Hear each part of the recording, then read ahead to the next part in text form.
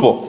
Y aunque tiene algo que ver el hecho de que una persona sea excluido de un grupo con la disciplina, hay ciertos pasos o cierto protocolo que hay que seguir para poder entonces expulsar a esta persona de un grupo. En este caso sería de la iglesia, de la comunidad de gracia y de verdad. El título para este sermón lo he dedicado justamente al orden que nuestro Señor Jesucristo nos da para ejercer la disciplina dentro de la iglesia, y el título es el orden bíblico de la disciplina. Sobre todo en esta época en la que, ya hace muchos años que muchos predicadores tienden a ridiculizar a los cristianos o a avergonzarlos frente a los demás, acusándolos de sus pecados. Vemos necesario ir a las Escrituras y ver cuál es el orden bíblico para ejercer la disciplina y para llamar al arrepentimiento a un hermano que ha pecado, que ha cometido una transgresión, ha violado una ley o una norma dentro de la iglesia. La disciplina es entonces a aquellos que, llamándose hermanos, viven constantemente en un pecado sin arrepentimiento. La disciplina de los santos en la iglesia es de primordial importancia. Hermanos, Dios es santo y Él ha de disciplinar a sus hijos para que ellos participen de su santidad. Y ha delegado a la iglesia para que también ponga en disciplina a los creyentes que son miembros de esta comunidad de fe con el mismo propósito. La razón de la disciplina de Dios es que Él es santo y quiere que participemos de su santidad. Lo leíamos anoche en Hebreos capítulo 12, versículos 5 al 10. Estos hermanos habían olvidado el consuelo de la palabra de Dios en medio de las aflicciones, de la tribulación, de las adversidades, del sufrimiento y del dolor, y por lo tanto se les va a recordar que Dios nos hace partícipe de todo eso en su trato como padre hacia su hijo en la disciplina. Dice Hebreos capítulo 12, versículo 5 en adelante: ya habéis olvidado la exhortación que como a hijos se os dirige, diciendo: hijo mío, no menosprecies la disciplina del Señor, ni desmayes cuando eres reprendido por Él, porque el Señor al que ama disciplina y azota a todo aquel que recibe por hijo. Si soportáis la disciplina, Dios os trata como a hijos, porque ¿qué hijo es aquel a quien el Padre no disciplina? Pero si se os deja sin disciplina, de la cual todos han sido participantes, entonces sois bastardos y no sois hijos. Por otra parte, tuvimos a nuestros padres terrenales que nos disciplinaban y los venerábamos. ¿Por qué no obedeceremos mucho mejor al Padre de los Espíritus y viviremos? Y aquellos, nuestros padres terrenales, ciertamente por pocos días nos disciplinaban como a ellos les parecía, pero nuestro Padre Celestial, para lo que nos es provechoso, para que participemos de su santidad. Ese es el propósito. El propósito no es de un padre que se deleite en hacer sufrir a su hijo con una gran sonrisa a la hora de castigarlo, sino con el propósito de que aprenda, que madure y por supuesto participe de su santidad. Recuerden que aquel que nos llamó es santo y de esa misma forma debemos ser nosotros santos. Primera de Pedro 1:15. Sino como aquel que os llamó es santo, sed también vosotros santos en toda vuestra manera de vivir. Esa es entonces la misma razón por la que la iglesia ha de ejercer la disciplina, y es para mantener la pureza y la santidad de la iglesia. Recuerden que somos un pueblo redimido de nuestras iniquidades, un pueblo celoso, comprado al precio de la sangre de nuestro bendito Señor, para que seamos celosos de buenas obras. Somos un pueblo santo y por lo tanto debemos actuar como lo que somos. No se permite, no se admite, no hay ninguna relación entre el pecado y la santidad, de manera que una iglesia santa, una iglesia pura, es una iglesia que ejerce la disciplina. Donde no hay disciplina es porque no hay amor y por lo tanto no habrá santidad. Una iglesia que constantemente está disciplinando a los miembros que pecan, entonces es una iglesia que ama, que está siguiendo el ejemplo de nuestro Padre y por lo tanto va creciendo en santidad. Esta es una de las razones quizás por las que muchas iglesias no ejercen esta doctrina, la doctrina bíblica de la disciplina dentro de ella. Posiblemente porque creen que sus bancas se van a vaciar, porque la gente se va a ir y cierta manera la gente se va. Pero ¿sabe quién es la gente que se va? Aquellos que no son hijos de Dios. Porque los que son hijos de Dios, como veíamos anoche, reciben la disciplina porque saben que es para su crecimiento espiritual. Así que esa no es una excusa para no aplicar la disciplina dentro de la iglesia. No es una excusa para no corregir o llamar la atención a un hermano que está viviendo, que constantemente está en un pecado y no se ha arrepentido. Somos un pueblo santo, debemos actuar como tal. Dios no trata a la ligera el pecado, ni siquiera el pecado de su pueblo. Dios es paciente y en su debido momento pone orden. Y Él no anduvo, hermanos, con excusas para corregir el pecado de la iglesia naciente hace 2000 años, la iglesia primitiva. ¿Recuerdan algún suceso que haya marcado la membresía de la iglesia en el primer siglo? La muerte de una pareja, de un matrimonio. Y eso se llevó a cabo por el hecho de que esta pareja había pecado contra Dios dentro de la iglesia. ¿Y cuál fue la razón por la que Ananías y Zafira murieron? Bueno, exacto, fue la mentira. No fue porque no dieron todo el dinero. Ellos tenían en sí la decisión de darlo todo, no dar nada o dar la mitad, ¿verdad? En este tiempo los hermanos de la iglesia naciente, ponían al servicio de los apóstoles, al servicio de la iglesia, los bienes que ellos tenían, los vendían y así ayudaban a los necesitados. Esta pareja quería hacer lo mismo, pero su motivación era otra. Aleluya. Quizás que los demás vieran que ellos son muy dadivosos.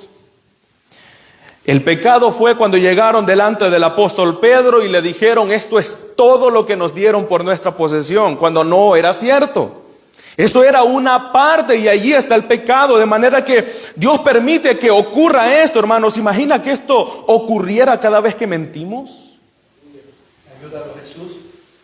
Y Dios lo permite con un propósito. ¿Y cuál era el propósito? Hechos 5:11. Y vino gran temor sobre la iglesia y sobre todos los que oyeron estas cosas. ¿Cuál fue la relación de la iglesia entre los hermanos después de este suceso? Imagínense que fue un culto del sábado por la noche, que Ananías y Zafira fueron enterrados inmediatamente, no hubo ningún velorio. Los jóvenes de la iglesia entraron en acción y lo fueron a enterrar. ¿Cómo ha de haber sido el culto del día domingo por la mañana? Cuánta reverencia, cuánta santidad, cuánta acción de gracia, y todo eso porque Dios no anda con excusas. Cuando Él ha de disciplinar a sus hijos lo hace, y la iglesia ha de hacer lo mismo. Aleluya. Fue Pedro, y Pedro dijo a los jóvenes: ustedes son participantes de la iglesia, tomen a Ananías y vayan a enterrarlo. Y cuando estos venían le dijeron: aquí también está Zafira, a enterrarla. La iglesia también es participante de ejercer la disciplina, y la razón es la misma: la santidad.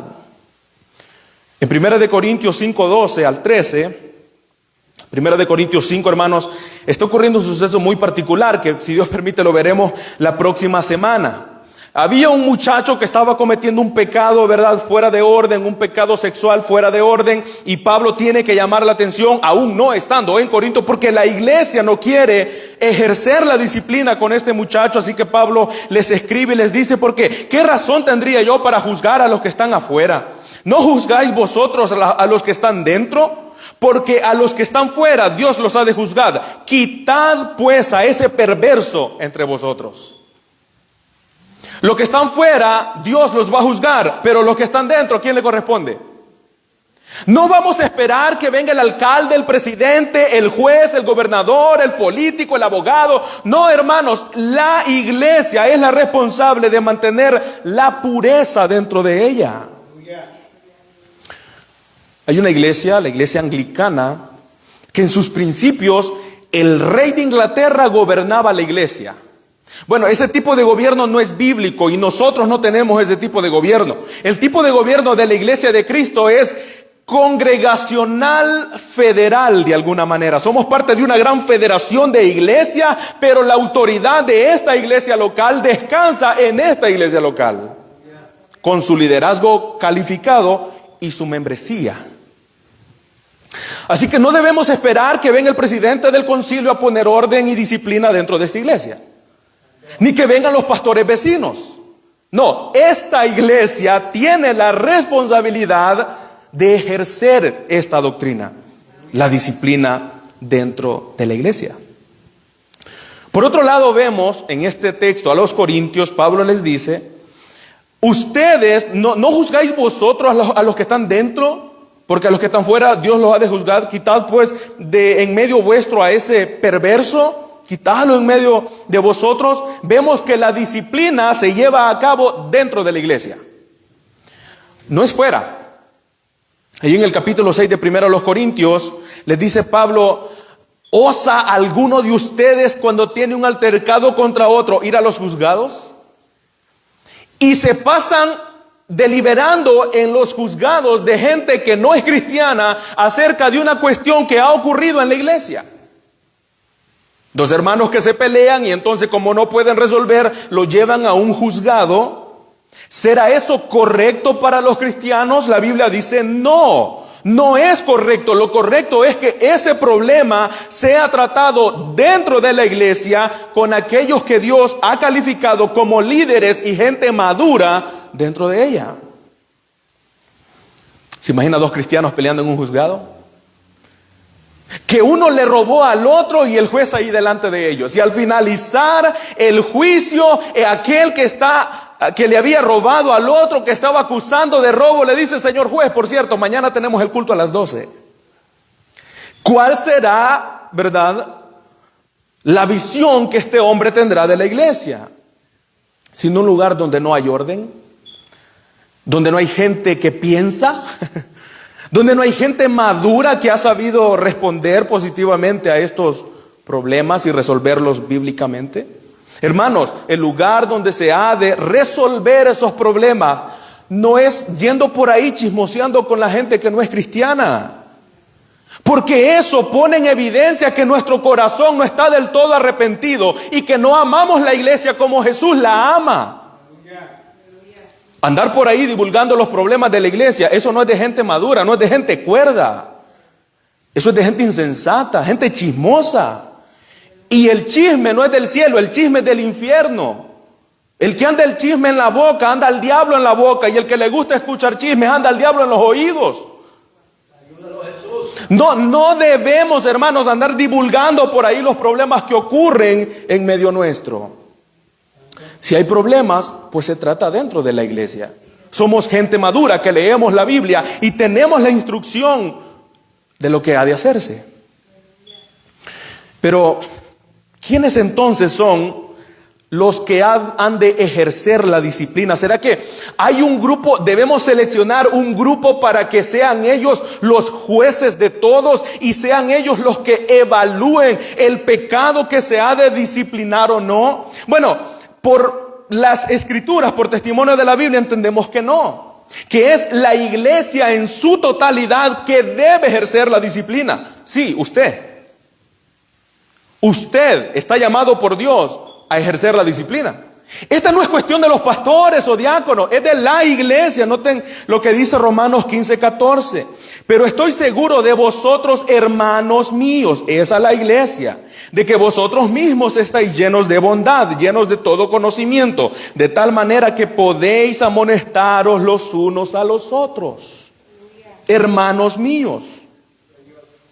Luego en el capítulo 16, versículo 17, y de ahí de Romanos sigue diciendo Pablo: mas os ruego, hermanos, que os fijéis en los que causan divisiones y tropiezos, en contra de la doctrina que vosotros habéis aprendido, y que os apartéis de ellos. Hermanos, tengamos abiertos los ojos y fijémonos en aquellos que están causando divisiones y tropiezos dentro de la iglesia. Ese no es un deber de los pastores y diáconos, es un deber de todos los cristianos. Gálatas 6:1, hermanos, dice Pablo, aleluya, si alguno fuera sorprendido en alguna falta, vosotros que sois espirituales, esto no es para gente que no es madura.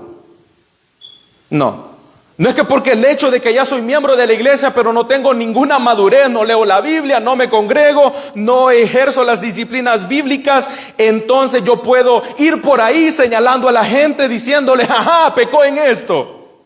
No. Hermanos, si alguno fuere sorprendido en alguna falta, vosotros que sois espirituales, restauradle con espíritu de mansedumbre, considerándote a ti mismo, no sea que tú también seas tentado.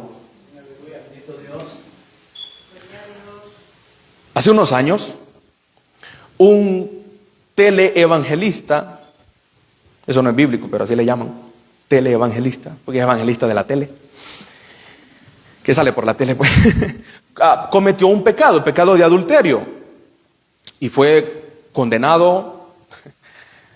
La iglesia lo condenó. Le preguntaron a un muy buen evangelista que terminó una carrera excelente, el señor, nuestro hermano Billy Graham: ¿qué opina de ese hermano que cayó en pecado? Billy Graham dijo: solo doy gracias que no fui yo. Y no lo condenó, dijo que había que orar por él. Si sois espirituales, corregidlos, amonestadlos, pero con mansedumbre. Recordando que nosotros somos humanos y que ese pecado que esa persona acaba de cometer, nosotros pudimos hacerlo. Es decir, yo quiero que me traten de una manera tan misericordiosa cuando cometa pecado, que yo voy a tratar a mi hermano que lo ha hecho con esa misma misericordia. Porque una persona que se deja sin disciplina es una persona que corre peligro de alejarse de Dios. Y en este sentido yo quiero rogarles a ustedes que si el día de mañana ustedes me ven que ando por un camino que no es correcto, les pido en el nombre del Señor, corríjanme, acérquense a mí y amonéstenme, no dejen que me aleje del Señor. Porque hermanos, eso es muy peligroso. Como espero que después de hoy lo hagamos con mansedumbre, con reverencia y con amor cristiano, acercarnos a un hermano que vemos que no anda bien espiritualmente.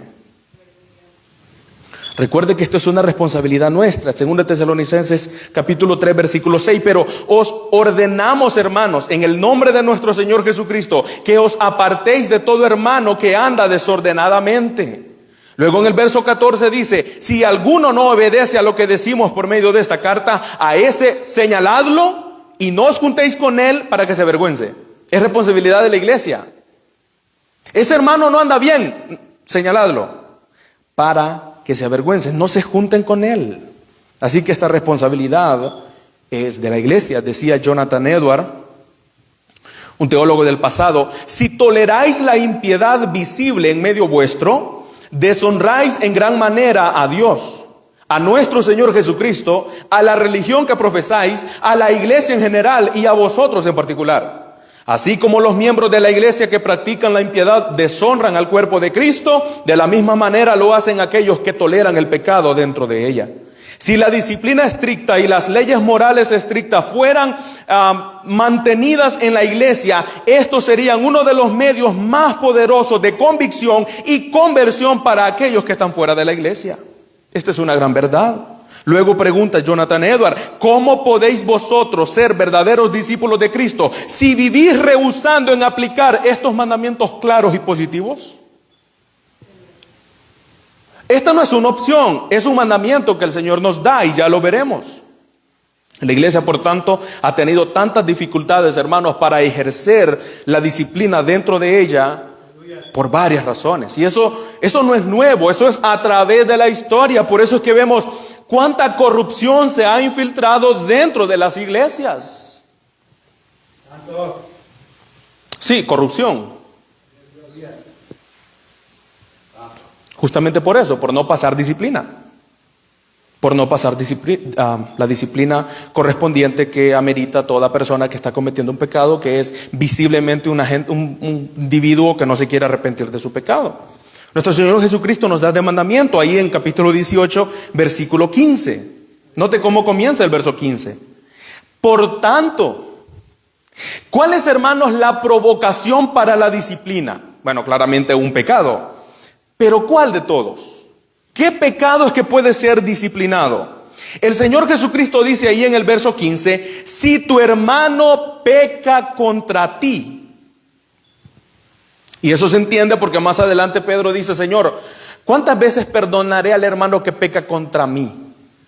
¿Hasta 7? Pedro era muy dadivoso, ellos creían que 3 veces se podía, pero ya a la cuarta ya había que entrar en acción. Pedro es dadivoso, dice hasta 7. El Señor le dice: no, hasta 70 veces 7. La idea es, de una manera, que podamos tener un corazón sumamente perdonador como nuestro Padre lo hace con nosotros. Porque si no perdonáis a los que os ofenden, dice Dios, yo tampoco los perdonaré a vosotros vuestras ofensas. La palabra que ahí se traduce como pecado, si tu hermano peca contra ti, es la palabra griega amartano, que significa errar al blanco o fallarle a la meta, no darle a la meta. De ahí viene nuestra palabra amartiología, que es el estudio acerca del pecado. Y la palabra amartano no hace distinción entre pecadotes y pecaditos. Es decir, vamos a pasar disciplina al que robó, cometió adulterio, al que fornicó, pero el que mintió es un pecadito. No hace distinción. Pecado es pecado. Y todo pecado debe ser disciplinado. Ahora, anoche, yo les comentaba que no todos los pecados son condenados dentro de la iglesia. ¿Por qué razón? Porque entonces nuestros cultos no serían un momento de acción de gracia a Dios, sino un momento de juzgarnos los unos a los otros. Porque todos aquí somos pecadores. Si alguien aquí no cree que es pecador, oramos por él. Porque la Biblia dice Juan, que si alguien dice que no tiene pecado, es un mentiroso. Así que si alguien dice que no peca, eso ya es un pecado, es una mentira. Porque todos somos pecadores. Ahora, una cosa es cometer pecado y otra cosa es vivir en pecado. Había una alabanza de cuando uno se bautiza, ¿verdad? Cuando yo fui bautizado, cantamos esa alabanza y esa estrofa, nunca lo olvidé. Y decía, adiós mundo que hasta ayer estuve en ti, donde el pecado destruía mi vivir. Yo siento gozo desde que me bauticé y de volver a pecar, entonces mejor morir. Bueno, y sigo vivo. Y sin lugar a dudas, ya hace 9, 10 años que fui bautizado y he vuelto a pecar. Sí, no tengo duda de eso. Y una cosa es pecar, otra cosa es vivir en pecado, ¿verdad? Aquel que persevera en su pecado no es de Dios, es del diablo, dice Juan. El que persevera en su pecado. Así que no hay ninguna distinción. Todo pecado debe ser disciplinado, y sobre todo aquellos pecados que atentan contra la unidad y la armonía de la iglesia. Por eso Pablo le dice a los romanos, fíjense en los que causan divisiones. Tal vez hay hermanos en la iglesia que tienen un corazón dividido, que no están convencidos de su fe, que no creen todas las doctrinas que se predican en la iglesia, pero una cosa es que tenga un corazón dividido, lo cual ninguno de nosotros puede ver, sino solamente ese hermano está ahí lidiando con ese problema suyo. Otra cosa es que lo lleve a la acción y comience a dividir a la iglesia. Ahora, tenemos desacuerdos, no estamos de acuerdo en todas las cosas que no son vitales de la salvación, ¿verdad? Las doctrinas cardinales debemos estar completamente de acuerdo, y hay detalles de otras cosas en las que no, pero dividir la iglesia por una doctrina no esencial, eso es un pecado. ¿Significa eso que dividir la iglesia por una doctrina esencial no es pecado? No, hermanos, no. Las doctrinas esenciales forman parte de nuestra comunidad, de nuestra comunión, de nuestra armonía. Y una iglesia que no está creyendo en las doctrinas esenciales es de abandonar esa iglesia. Aleluya. No es de dividirla, es de abandonarla. Y buscar una iglesia que entonces sí crea las doctrinas bíblicas. Así que, sabiendo que no hay distinción en cuanto al pecado que se ha de corregir, tenemos un ejemplo en 2 Tesalonicenses 3:6. Pablo le dice a los hermanos, pero os ordenamos, hermanos, en el nombre de nuestro Señor Jesucristo, que os apartéis de todo hermano que anda desordenadamente. ¿Usted conoce algún hermano que anda desordenadamente? No piense usted, piense si alguien está pensando en usted. ¿Qué es andar desordenadamente? ¿Vieron esa hermana cómo vino vestida a la iglesia? ¿Vieron cómo ese hermano se cortó el cabello? ¿Vieron lo que dijo? ¿Vieron lo que hizo? ¿Es eso andar desordenadamente? Nuestras acciones solo reflejan lo que tenemos en el corazón. Dice Pablo más adelante en el verso 10 y 11, y aquí nos dice a qué se refiere con andar desordenadamente. Porque también cuando estábamos con vosotros, os ordenábamos esto: si alguno no quiere trabajar, que tampoco coma. Porque oímos que algunos de entre vosotros andan desordenadamente. La palabra andan es muy importante. No es una persona que se equivocó en cierta oportunidad, es que persiste en su vagancia, porque estos eran vagos por voluntad propia. Ellos andan desordenadamente, no trabajando en nada, sino entremetiéndose en lo ajeno. Esto era andar desordenadamente. Entonces, cuando una persona comete un error, le falla al blanco, que es lo que significa la palabra amartano, se debe buscar para corregirlo y perdonarlo si se arrepiente. Pero una persona que persiste en su vagancia, en su negligencia, entonces se le debe llamar la atención por medio de la disciplina. El versículo 15 nos habla de un pecado cometido a una persona específica, ¿verdad? Si tu hermano peca contra ti. Y aquí estamos viendo que son pecados. A ver, que un hermano no esté trabajando, ¿en qué le afecta a la iglesia? Le afecta en que una mente no ocupada peca mucho. Mire, ¿saben por qué la gente se anda metiendo en la vida de los demás? Porque no tienen trabajo. Una mente que, de verdad, una mente bien trabajada, bien ocupada en sus cosas, en las cosas del Señor, no tiene tiempo para andar metiéndose en los problemas ajenos, ni mucho menos divulgándolos. Eso sí es un problema para la iglesia. Ahora, oramos por nuestros hermanos que no tienen trabajo. Eso también se entiende. Y cuesta, hermanos. De hecho, ustedes saben, yo tengo que estar viajando 2 horas para ir al trabajo. Entonces, sí, no, eso también se entiende, el no tener trabajo. Otra cosa es hacerlo por voluntad propia, teniendo opciones y decir, no. Eso sí es un pecado. Exhortándonos en cuanto al pecado que es personal, cometido contra una persona, dice el Señor en Lucas 17, capítulo 17, verso 3 al 4, mirad por vosotros mismos. Si tu hermano pecare contra ti, perdonadle. Y si se arrepiente, perdonarle. Perdón, dice, si tu hermano pecare contra ti, repréndele. Y si se arrepiente, perdónale. Y si 7 veces al día pecare contra ti, y 7 veces al día volviere a ti diciendo, me arrepiento, perdónale. Perdónale. Eso es mucho más fácil, perdonarle y que el asunto muera ahí, apagar el fuego, a no perdonarle y hacer crecer más el problema, involucrar más personas y traer un problema más grande a la iglesia. Es mejor recibir el oprobio, que no pasará a más, y eso no afectará a toda la iglesia. Quedará entre ese hermano y yo.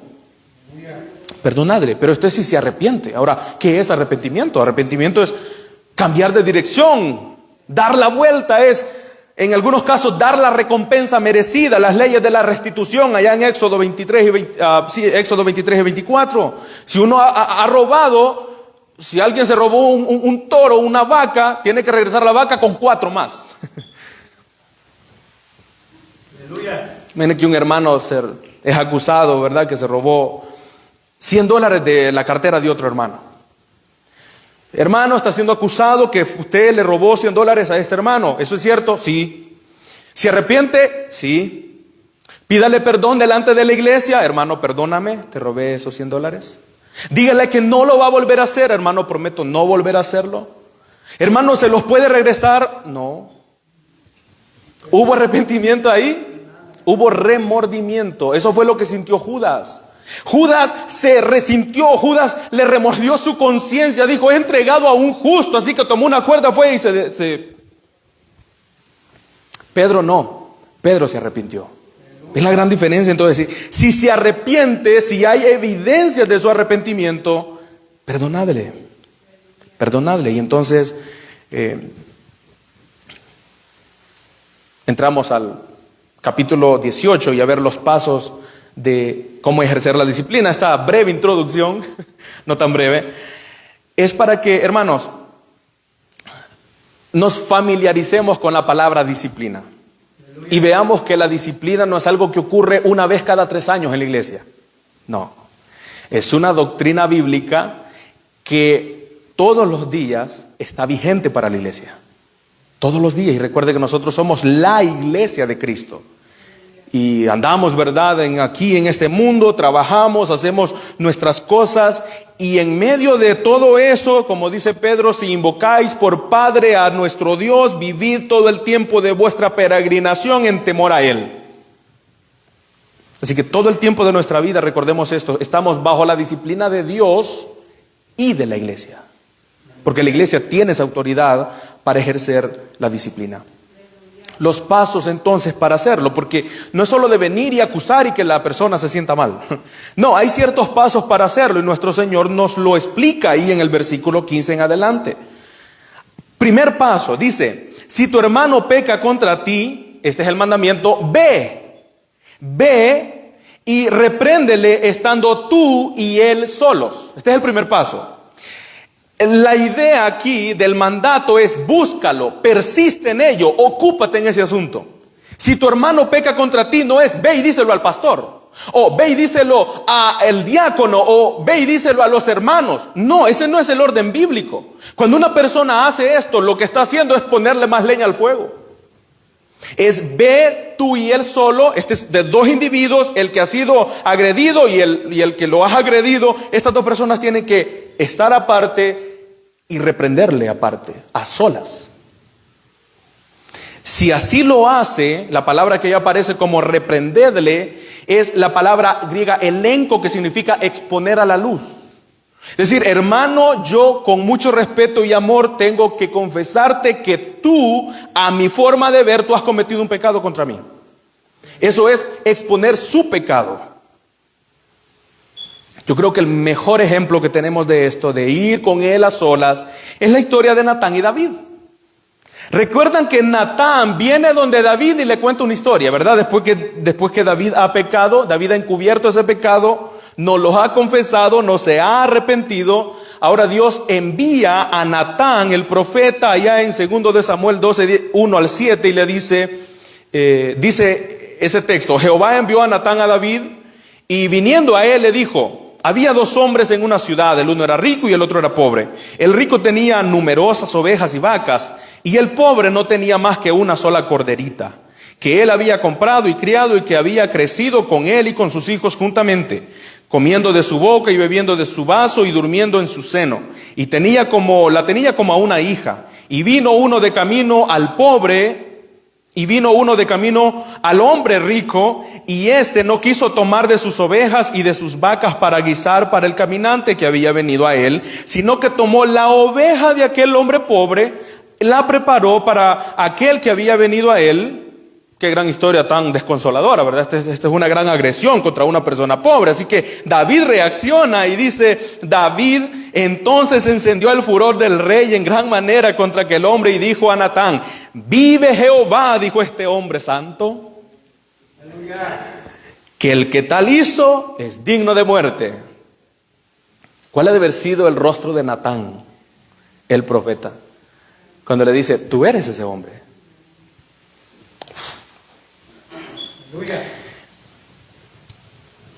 Hermanos, después de este suceso, ¿cuál ha de haber sido la relación entre David y Natán? Ve con tu hermano a solas y repréndele, lo que hizo Natán. Si te oyere, has ganado a tu hermano. Es que la intención es destruirlo, no es decirle: pecaste contra mí, pecador, te voy a acusar con el pastor. Es ganarlo, es hacerle reconocer que cometió un error y que necesita arrepentirse. Porque si él no se dio cuenta, como muchas veces suele suceder, que es involuntariamente que ofendemos a otra persona. Bueno, hay veces que voluntariamente, pero otras veces involuntariamente, es ganarlo para él. Y en este caso, David fue ganado, porque dice ahí en el verso 13: entonces dijo David a Natán: porque pequé contra Jehová. Y Natán dijo a David: también Jehová ha redimido tu pecado, no morirás. ¿Se ganó o no se ganó? Sí se ganó. ¿Por qué? Porque Natán hizo lo correcto. Fue con David a solas. Así que la relación de estos dos, yo creo que en estos dos se cumple lo que el proverbio dice. El proverbio capítulo 27, versículos 5 y 6.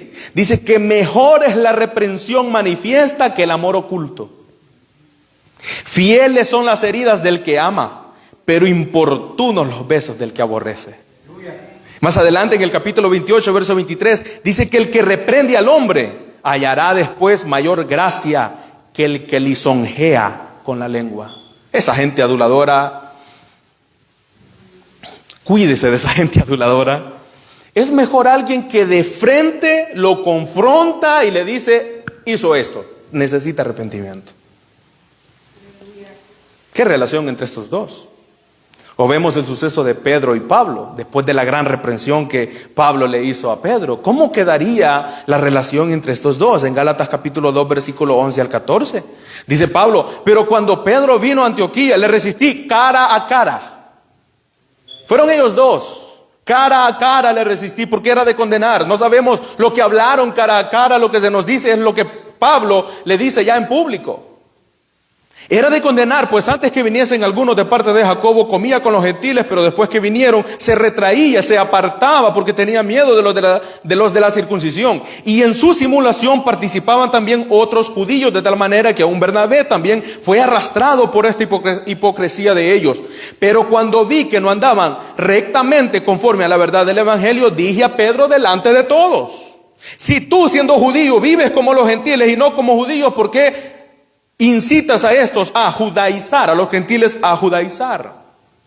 Va, lo confronta cara a cara, y al parecer no hubo algún cambio en Pedro, por lo que su hipocresía arrastró a otros judíos y aún a Bernabé. Viendo este suceso, entonces Pablo delante de todos lo señala: tú, siendo judío, vives como gentiles y ahora incitas a que los gentiles vengan a judaizar. ¿Será que Pedro se resintió con Pablo? Le dijo: Pablo, si me vas a tratar así, entonces yo me voy. Entonces no me vuelvas a hablar, no me vuelvas a buscar en Jerusalén, porque no te voy a atender. Leemos 2 de Pedro 3:15, cómo Pedro trata a Pablo, como nos ha escrito nuestro amado hermano Pablo. ¿Saben que es al único al que Pedro le dice así en sus cartas? Nuestro amado hermano Pablo, por una reprensión. Así que no, hermanos, tal vez nuestro orgullo puede ser tan grande que no veamos con buenos ojos cuando un hermano, una hermana se nos acerca y nos dice: hermano, usted no hizo bien eso, necesita corregirlo. O hermano, usted me ofendió. Pero hay de hacerlo lo más pronto posible. A veces uno no, hay cosas que uno hace que ni se acuerda, ¿verdad? Y dice cosas y después, una vez dije algo en una iglesia y pasó 1 año y medio para que me llamaran a sentar. ¿De qué están hablando? No, de esto que pasó, y comienzo, hace 1 año y medio y no me dijeron esto. Ahora, no fue nada malo, fue algo en cuanto a una doctrina. Es de hacerlo lo más pronto posible, para que ese hermano no siga cometiendo ese pecado. Ahora, si te escucha, has ganado a tu hermano. Pero si no lo hace, sigue el segundo paso, sigue diciendo Cristo en el verso 16. Mas si no te oyere, hay gente arrogante, ¿verdad?, dentro de las iglesias. Yo no he cometido ningún pecado, yo soy santo. Bueno, si no te oyere, entonces toma contigo a 1 o 2, para que en boca de 2 o 3 testigos conste toda palabra. Esto ya estaba escrito en la ley de Moisés en Deuteronomio 19:15, que dice: no se tomará en cuenta a un solo testigo contra ninguno en cualquier delito, ni en cualquier pecado, en relación con cualquier ofensa cometida. Solo por el testimonio de 2 o 3 testigos se mantendrá la acusación. Y en 1 Timoteo 5:19 es la misma regla para la acusación contra un pastor o anciano o obispo. Contra un anciano no admitas acusación sino con 2 o 3 testigos. ¿Y quiénes han de ser estos 2 o 3 testigos? Usted está en una conversación con un hermano que ha pecado contra usted y no le oye. Tiene que recordar que este caso debe seguir, no lo puede abandonar, porque es su responsabilidad, mi responsabilidad, llevar a cabo este proceso de disciplina con este hermano. Así que vamos a buscar a 2 hermanos dentro de la iglesia. Puede ser el pastor y el diácono, pero no necesariamente. Pueden ser personas que tengan cierto grado de madurez, que puedan tratar con este caso. Y más preferible que no sean familiares y mucho menos los mejores amigos, para que sean imparciales en su decisión en este caso.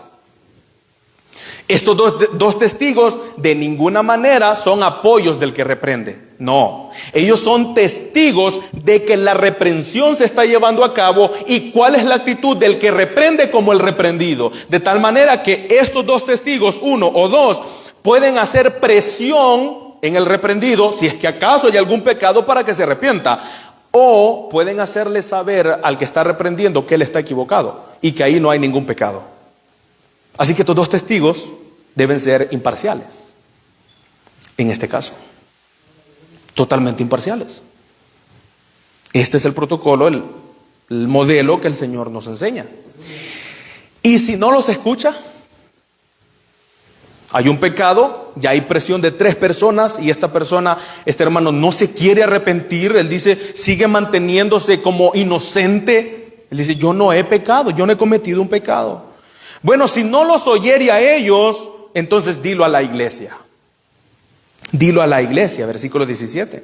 Si no los oyere, la primera parte, si no los oyere a ellos, dilo a la iglesia. ¿Y por qué la iglesia debe de saber? Bueno, porque no fue reprendido por un hermano, no se arrepintió, fue reprendido por la presión de 3 hermanos, no se arrepintió, ahora se dice a la iglesia, y la idea no es hacer un escándalo de este pecado o de avergonzar a este hermano porque todavía no se ha determinado si hubo un pecado o no, porque los 2 testigos también pudieron haberse equivocado. La idea de presentar este caso a la iglesia es que entre la iglesia hayan personas maduras que puedan llamar a este hermano y poner presión para que se arrepienta. En primer lugar. En segundo lugar, para que todos los demás hermanos de la iglesia teman. ¿Recuerdan Hechos 5:11? Después de la muerte de Ananías y Zafira, que vino gran temor a toda la iglesia. La iglesia debe conocer el caso en el propósito de que todos los hermanos llamen al ofensor al arrepentimiento y haya temor dentro de la iglesia.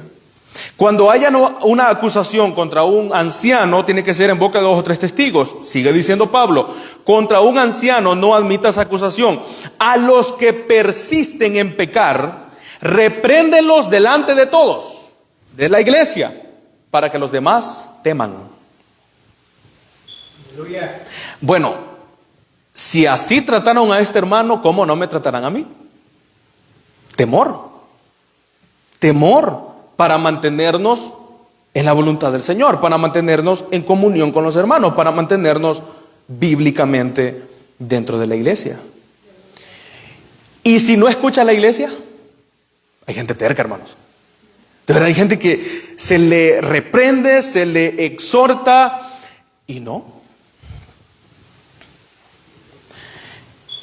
¿Qué se puede hacer con una persona que aún la iglesia misma le está llamando para que se arrepienta y no se arrepiente? Entonces dice el Señor al final del verso 17, y si no oyere a la iglesia, tenle por gentil y publicano. Un gentil, para el tiempo de Cristo, ellos entendieron lo que el Señor estaba diciendo. Un gentil era una persona fuera del pacto. Los gentiles para los judíos, ellos eran los despreciados de la sociedad. Ellos no tenían arte ni parte dentro del pacto de Dios. Eran excluidos por completo. Los publicanos, que aunque eran en su mayoría judíos, eran gente traidora. Ellos habían aceptado este puesto de trabajo dentro del gobierno para cobrar los impuestos a los judíos, y entre ellos había cierto robo, hurto. Así que era gente odiada por la sociedad judía. Así que considerar a esta persona que no oye reprensión ni por un hermano, ni por testigos, ni por la iglesia, tenerle por gentil y publicano es excluirlo de la membresía de la iglesia. Obviamente, no se puede excluir a alguien que no ha sido previamente incluido. Estamos hablando de personas que son miembros de la iglesia. En ese sentido, no podemos poner en disciplina a una persona que no sea miembro de la iglesia. Solamente a los que son miembros de la iglesia. Debe ser expulsado de ella. Pero no se olviden, hermanos, que el principal motivo de esta disciplina es ganarlo. Es que se arrepienta, no es destruirlo, no, es que sea restaurado. Así que después de la expulsión, al final del versículo 17, debemos recordar las palabras al final de Tesalonicenses, capítulo 3, versículo 15, que dice Pablo, mas no lo tengáis por enemigo, sino amonestadle como a hermano. Después que fue excluido, separado de la membresía de la iglesia, no lo trate como si fuera un enemigo, ya no le hablamos. o no le llamamos. No, trátenle como a hermano. Todavía las puertas seguirán abiertas de la membresía de la iglesia si en un dado caso ese hermano o esa hermana quiere arrepentirse. Si acaso quiere hacerlo, pero ha de ser doloroso separar a alguien de la membresía de la iglesia. Lo vi en dos ocasiones. Y es doloroso. Sí lo es, un hermano que uno lo ve participando tanto y de repente es acusado por toda la iglesia y no se arrepintió. No lo hizo. Estaba en un pecado constante y no lo hizo. Pablo le dice a los hermanos de Corinto, después que se entera que este muchacho está en este problema, sosteniendo este pecado, viviendo en este pecado, le dice Pablo a los corintios: ¿y vosotros estáis envanecidos? Le dice a la iglesia. O sea, la iglesia estaba pasando por alto este pecado, no es tan grave, es un asunto que él está viviendo, es un muchacho, es cuestión familiar, la iglesia no tiene nada que ver con eso. Ustedes están envanecidos, ustedes no están cuerdos, ustedes son insensatos que no toman en cuenta lo que este hombre le está haciendo a la iglesia. ¿No deberías más bien haberlos lamentado, entristecido para que fuese quitado de en medio de vosotros el que cometió tal acción? Les dice Pablo. Ciertamente yo, como ausente en cuerpo pero presente en espíritu, ya como presente he juzgado al que tal cosa ha hecho.